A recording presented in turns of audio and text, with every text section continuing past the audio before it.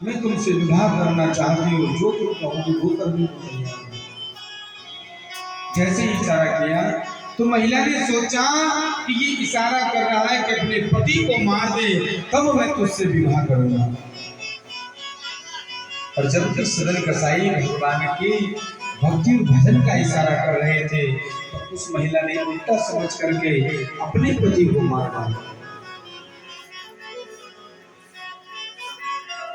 आकर कहा कि मैंने अपने पति को मार डाला है, तुम मुझसे विवाह कर लो। तभी सदन ने कहा, अरे पापन तेने ये क्या कर दिया, मैं तो भगवान के भजन करने के लिए कह रहा था, पर तूने ये ऐसा अपराध कर दिया, कैसा पाप कर दिया।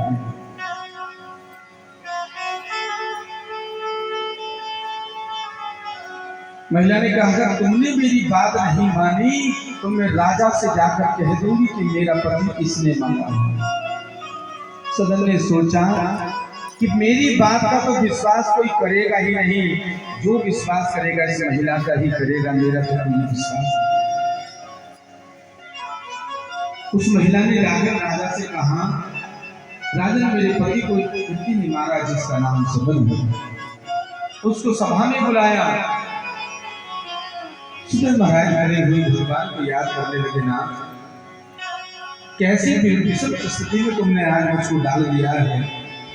मैं तो बड़े भक्ति भाव से तुम्हारे दर्शन करने के लिए आ रहा हूं। राजा ने कहा, तुमने इसके पति को मारा है। सदन ने कहा, राजन मैंने इसके पति को नहीं मारा। राजा ने विश्वास नहीं किया। राजा ने कहा, झूठ बोलते हो, मृत्यु दंड का आज तुम्हें इस बहन सभा में तुम्हें मृत्यु दंड दिया जाएगा। सदन ने कहा, हाँ राजन एक बात तुमसे मुझे कहनी है। क्या बात है? तुमसे प्रार्थना है कि मुझको मृत्यु दंड न दीजिए, मुझे इसके अलावा कुछ और भी दंड देना हो मुझे दीजिए।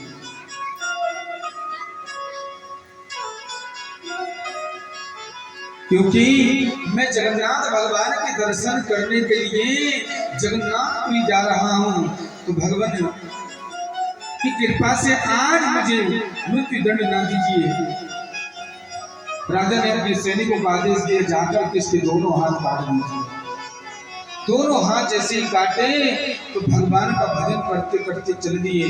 दोनों हाथ कटे हैं, जगन्नाथपुरी के लिए चल दिए। जो भक्त देखे वही देखकर आश्चर्यचकित हो जावे। खून की सारी छींटे सड़क पर पड़ जाती हैं, पर भगवान का ध्यान करते करते जगन्नाथपुरी के समीप पहुंच गए। जगन्नाथ भगवान ने अपने पुजारियों से कहा, अरे पुजारियों, एक मेरा भक्त आ रहा है, पालकी लेकर के जाओ।